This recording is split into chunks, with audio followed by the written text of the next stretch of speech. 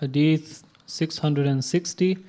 Abdullah ibn Amr ibn al-As radiyallahu anhuma reported, the Messenger of Allah sallallahu alaihi wasallam said, the just will be seated upon pulpits of light, those who are fair with regards to their judgment and their family, and those who are under them.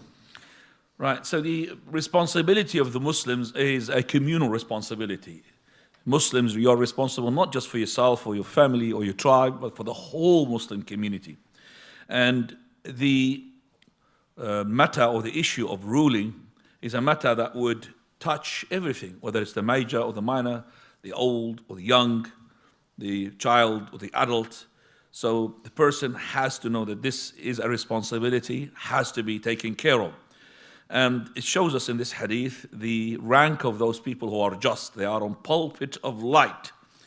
And it is a great rank with Allah Azza wa Jal that even the prophets and the martyrs will be jealous of such a place and rank for those who are just. And this reminds us of another rank which is similar to this. Which one? The love for one another for the sake of Allah. The ones who love one another for the sake of Allah, they also ala manabira min nur, on pulpits of light, whom the martyrs and the prophets are jealous of those ranks because of the ranks that are given it to those people who love one another for the sake of Allah. So this also a place for those who are just, because justice is the foundation of love.